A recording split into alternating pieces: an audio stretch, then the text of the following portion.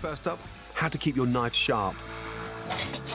It's far harder working in the kitchen with a blunt knife than it is with a sharp knife. The secret behind keeping a sharp knife, sharpen it before and every time you use it. First, grip the steel. Feel really comfortable about holding the steel. Imagine you're holding a tennis racket or you're playing squash. You've got to be really comfortable with it. Now, 45 degrees, confident grip with the knife. This is the butt of the steel. Really important you keep your fingers behind that. You never grip a steel with your fingers over that, because the knife comes back in, you've just lost a finger. Always grip behind. Nice long strokes so we get the whole of the blade over the steel. Stroke. And we start from the bottom to the top. So there, across. There, across. Slow strokes over the top of the steel. And then come back underneath. Then back underneath. It is so dangerous working in the kitchen with a blunt knife. You can cause so much damage. Working with a sharp knife is 10 times quicker, more efficient.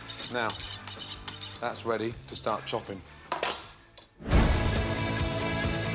stop your chopping board rocking or slipping, a great tip is to simply wet a kitchen cloth, kitchen paper or tea towel and place it underneath.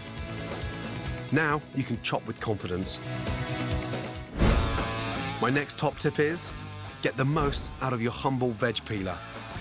It's brilliant for slicing ultra-thin ribbons of veg, perfect for Asian dishes. Great for making long, delicate Parmesan shavings to top soups and salads. It also makes wonderful chocolate curls. Your pepper mill is more versatile than you might think.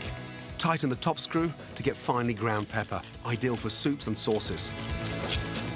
For general seasoning, you want it medium ground, so set the screw in the middle. And loosen it right off for coarse pepper, perfect for steaks and fish. Chicken stock, the vital ingredient to good cooking. It transforms sauces. It's a fantastic base for soups, and more importantly, it's so easy to do. A little bit of love and care at the beginning, and it cooks itself. Right, step one, chicken carcass into a high-sided pan. An onion, doesn't need to be finely chopped. The vegetables flavour the stock. Onion in.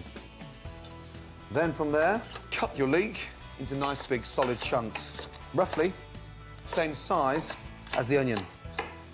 So all the vegetables cook at the same time. And then our carrot. Celery in, garlic, and then a nice sprig of thyme. That helps to really give depth of flavour to the chicken stock. A couple of bay leaves and some fresh parsley. And then peppercorns. Pan, and just lightly crush them. And a little pinch of salt. And now just cover the vegetables and the carcass with cold water. Just cover the chicken and the vegetables. Bring it up to the boil as quick as you can.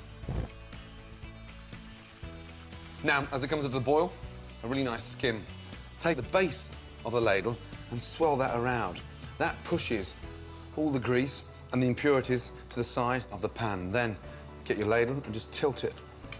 If you don't skim all that off, the stock becomes very cloudy.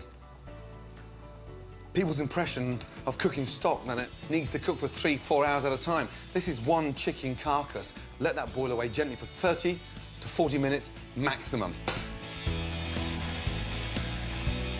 Now, we're going to pass it off. Take a sieve, place that over the pan, and then just pour that in. It smells amazing. It's aromatic. The colour is absolutely beautiful. And there you have the most amazing stock. When you need to season meat in flour, a great tip is to place it in a plastic bag to dust it evenly. Using flour also helps the sauce to get nice and thick during cooking. When browning meat, fry it in small batches. Don't crowd the pan, otherwise it won't sear or colour properly. When slow roasting meat, line the bottom of the roasting tray with chunky vegetables like onions, fennel and carrots.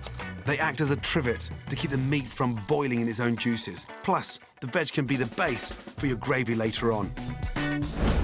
After slow cooking, baked-on residue can be tough to remove, but if you boil water in the pan, it will dissolve and break down.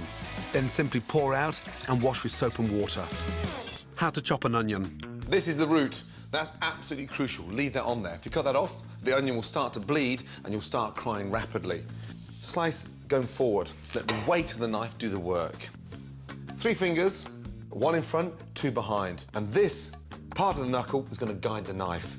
Fingers on top of the onion, point the knife towards the root and try to get as close to the root as possible. Nice, long strokes. And then push the onion back together. Push the knife halfway into the onion. Slightly tilt the knife down. 1 at the top. And then gripping the onion like a tennis ball, holding it together in place.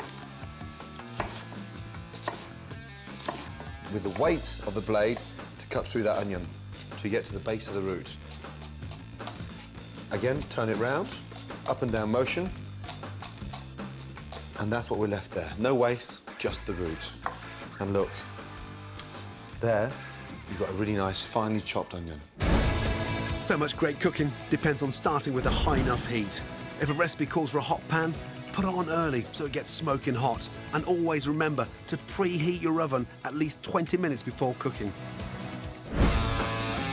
A clean cook is an efficient cook. My tip for a tidy cooking area is to always have a waste bowl next to you. It saves you going back and forth to the bin. Never add salt to eggs before cooking them because it ruins the texture and dulls the colour. Instead, save your seasoning to the very end. The key to cooking meat is to make sure it's at room temperature before you begin. Cooked straight from the fridge, the muscle fibres will be tight, which results in tough meat, and always let it rest afterwards, so it relaxes, becoming tender and juicy. How to cook duck breast perfectly the slow way. Duck breast. Never be scared about cooking this bird. Absolutely delicious, very healthy. First, oven on, 200 degrees.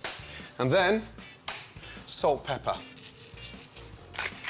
Now, the salt will help to extract the water out of the fat. Non-stick pan, no oil, but start the duck breast in the pan cold. Skin side down, it feels and sounds a little bit weird. But as we put them into a cold pan and turn the heat up gradually, it starts to release the fat. If we put them into a hot pan, it seals them in and the fat stays in there. We want to render that fat down. 90% of that duck breast will be cooked on its skin. Keeps the duck nice and moist, but more importantly, it stays crispy. Once the fat comes out, turn the duck over. Nice, high, hot heat. Seal the duck. Now they're going in the oven, skin side down, 200, 6 to 8 minutes. If your pan's got a plastic handle on it, then transfer the duck breast onto a tray, but make sure you put the tray into the oven to get hot first. Cooking duck is like cooking a piece of beef. You can't slice it piping hot, all the goodness runs out. Just quickly turn it over, push your fingers in there, and it's slightly resistant, but still quite bouncy. And that confirms they're quite pink in the centre.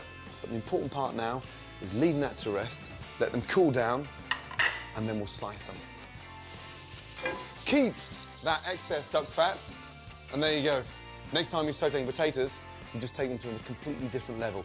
Now, slicing the duck, just slice it at an angle, not too thin. If you slice it thinly, it goes cold quickly, so nice thick slices. Nice crispy skin on top, and a beautiful plump roasted duck. All the white fat gone, nice crispy skin, and absolutely delicious.